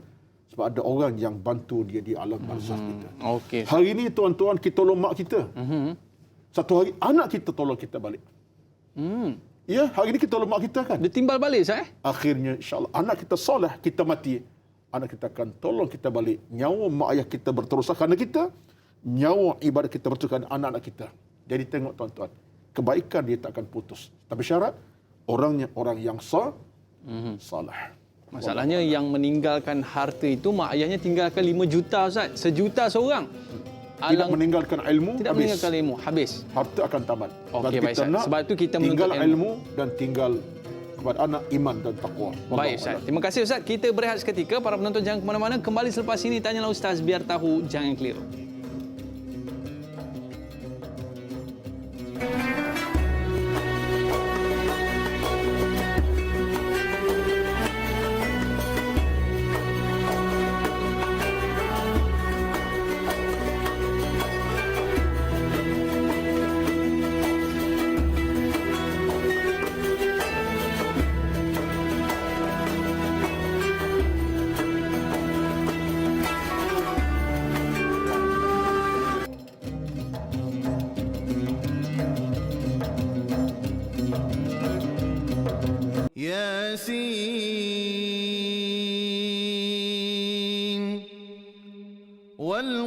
Dengan sepenuh jiwa, marilah kita bersama memohon kepada Allah agar dikurniakan keselamatan dan kesejahteraan sertai bacaan Yasin serentak di seluruh negara melalui Tanyalah Ustaz 1 Jun ini bermula 6.30 pagi di TV3 dan TV9.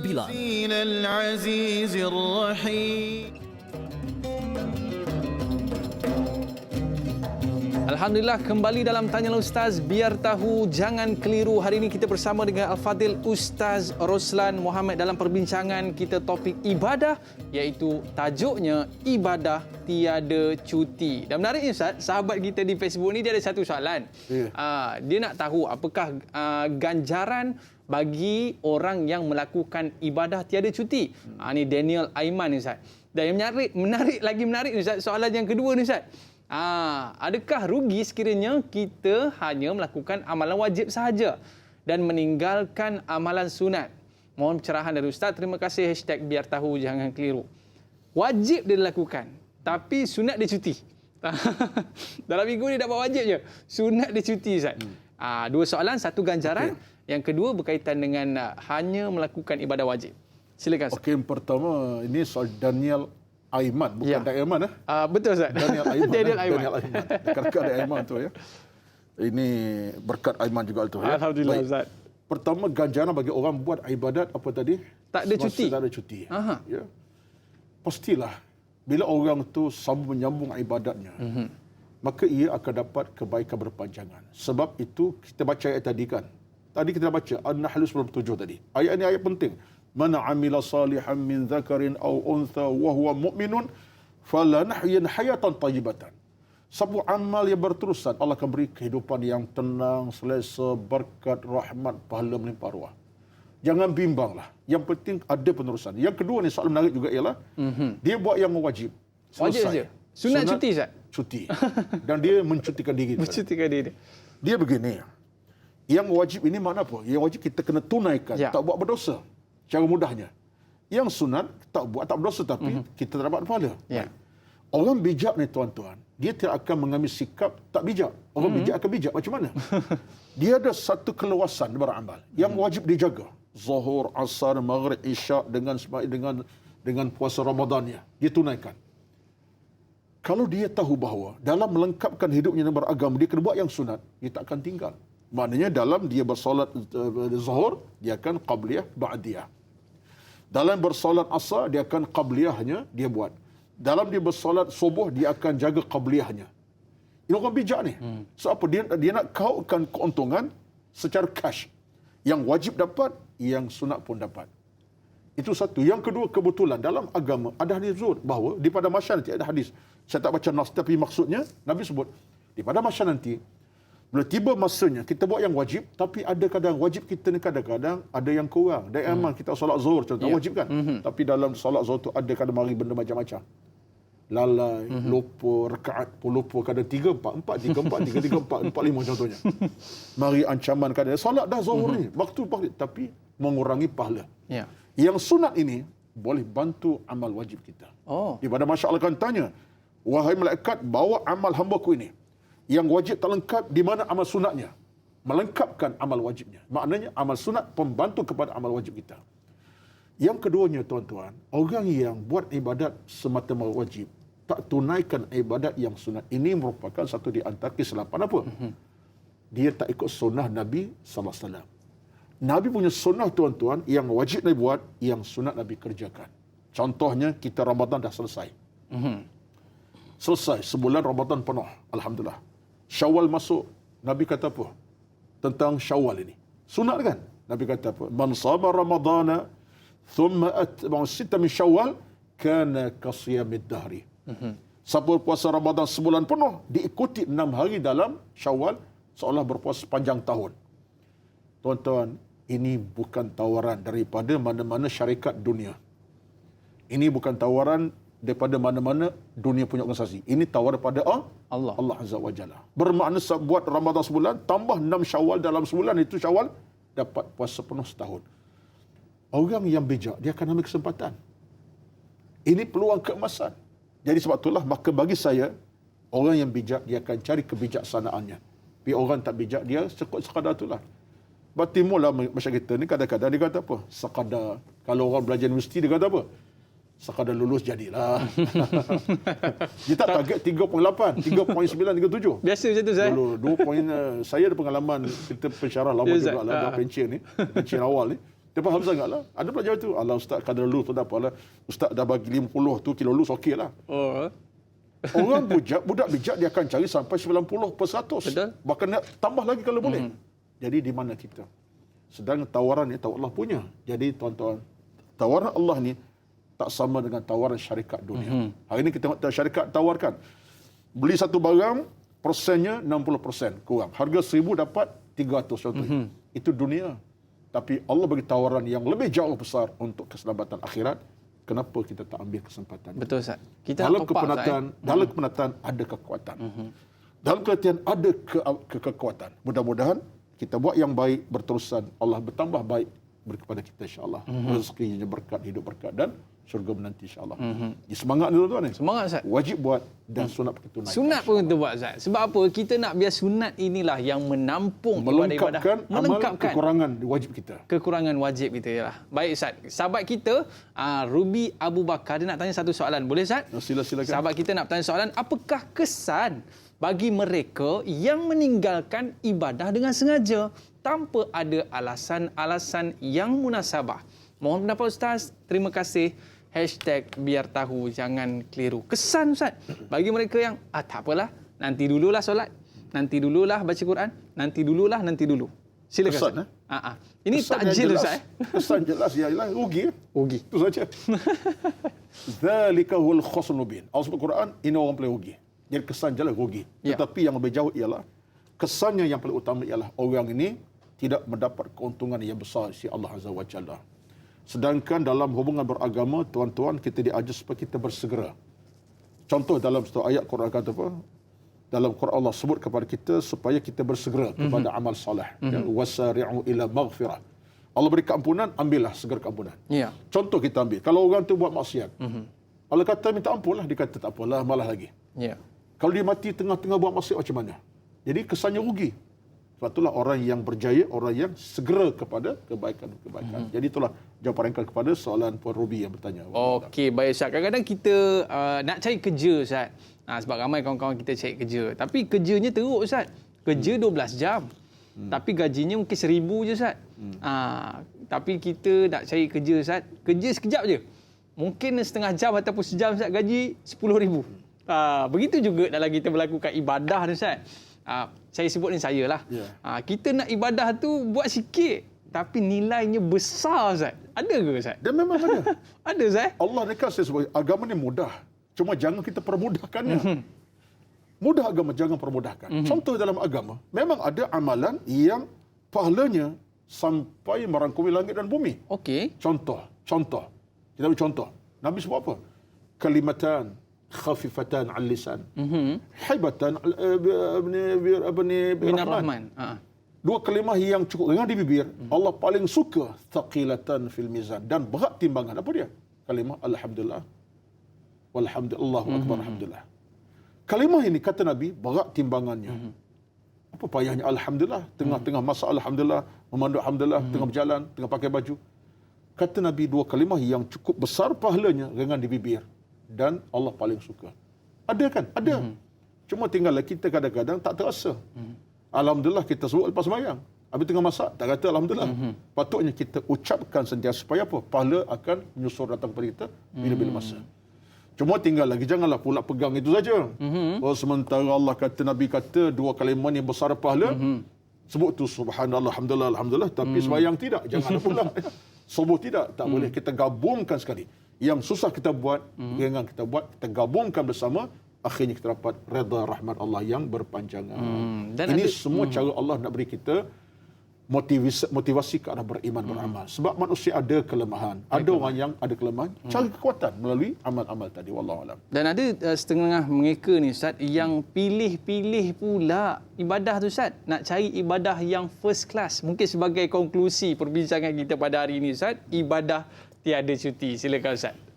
Tuan-tuan, puan-puan, dalam agama semua ibadat ada harga nilai. Allah tidak pernah meletak ibadat ini dalam keadaan berpisah-pisah pahala keredaannya. Lagi mana ia nama ibadat yang diikat dengan syarak, maka ia satu kerja yang diangkat oleh Allah Azza wa Jalla. Baik namanya buang sampah di jalanan, tolong orang fakir miskin, derma sedekah sampai 1 juta, bayar zakat sampai 15 juta, sekalipun, hatta kita sumbang sikit sekalipun, semua ini tuan-tuan merupakan pahala yang besar si Allah Azza wa Jalla. Yang penting kita kena ingat, kita cara kasih pahala dengan sebaik. Sebab apa? Sebab dalam kesempatan kita ada ini, hakikatnya ialah ibadat adalah segala-galanya. Ibadat segala-galanya dan segala-galanya ibadat kepada Allah Azza wa Jalla. Kenapa? Peluang ibadat selagi mana kita masih ada kekuatan. Saya tak sebut tadi awal. Dalam hadis Nabi sebut, rebut 5 perkara, belum tiba yang 5 yang lain. Hidup belum mati. Sakit belum, waktu sihat belum sakit. Begitu kita berharta, belum kita miskin. Waktu masa ada, belum kita hilang masa. Semua ini dalam kerangka untuk kita ambil kesempatan. Kita sebagai contoh, masa dah tak ada, nak buat apa lagi? Sakit dah datang, nak solat pun payah. Jadi sebelum kita diuji Allah penyakit-penyakit yang teruk, itulah masa kita nak beribadat. Tiada cuti, melainkan Allah cutikan kita buat selama-lamanya. Cuti kita ialah dengan kita dimatikan Allah Azza wa Jalla. Ketika itu mata tak melihat, tangan tak bergerak, kaki tak melangkah, telinga tak mendengar, kejang kaku selama-lamanya. Itu namanya kita dicutikan Allah Azza wa Jalla daripada ibadat sunat wajib. Baik, belum sampai masa itu, teruskanlah. Dengan keletihan, kepayahan, Allah akan beri kita ganjaran yang besar. Dan esok Ustaz, kita ada satu ibadat yang kita nak buat sama-sama ni Ustaz. Alhamdulillah. Iaitu kita nak baca Yasin secara beramai-ramai Ustaz dalam program Tanyalah Ustaz. Iaitu kalau kita tengok Ustaz bacaan Yasin yang kita nak buat pada esok hari Ustaz, kita ada lihat di sini ada Ustaz Farid Ravi, kita ada Ustaz Zarifi, lepas tu kita ada Syekh Karim dan juga sahabat kita Da'i Hadori dan Da'i Hakim. Esok Ustaz temu janji kita bacaan Yasin dalam tanyalah Ustaz. Itu esok lah Ustaz. Itu Mudah-mudahan khas tu, khas. Mudah-mudahan Khas. dengan bacaan Yasin kita Ustaz akan membawa keberkatan dan Allah limpahkan kurnia barakah dalam Allah beri negara kita Ustaz. keberkatan, keselamatan, keamanan kepada kita insya-Allah. Baik Ustaz, Amin, mungkin amin, ya rabbal alamin. kita berdoa Ustaz pimpin doa kita untuk sama-sama kita nak putuskan rantaian COVID-19 Ustaz. Dipersilakan Ustaz. A'udzubillahi minasyaitonir rajim. Bismillahirrahmanirrahim. Alhamdulillahi rabbil alamin wal 'aqibatu lil muttaqin wala 'udwana illa 'alal zalimin. Bismillahilladzi la yadurru ma'a ismihi syai'un fil ardi wala fis sama' wa huwas samiul 'alim. Bismillahilladzi la yadurru ma'a ismihi syai'un fil ardi wala fis sama' wa huwas samiul 'alim. Bismillahilladzi la yadurru ma'a ismihi syai'un fil ardi wala fis sama' wa huwas samiul 'alim. Allahumma inna na'udzubika minal barasi wal jununi wal judhami wa min sayyi'il asqam. Allahumma inna na'udzubika minal barasi wal jununi wal judhami wa min sayyi'il asqam. Allahumma inna na'udzubika minal barasi wal jununi wal judhami wa min sayyi'il asqam. Allahumma arzuqna al-khaira wal amna was salamata bi rahmatika ya arhamar rahimin. Wa sallallahu ala sayyidina Muhammad walhamdulillahi rabbil alamin. Taqabbalallahu minkum. Minna wa minkum taqabbal ya karim. Terima kasih kepada Ustaz Roslan Muhammad dan terima kasih kepada para penonton yang terus setia bersama dengan kami. Saya Dai Aiman, mohon maaf di atas lanjur kata terlajak bicara. Like dakwah, share ilmu. Assalamualaikum warahmatullahi wabarakatuh.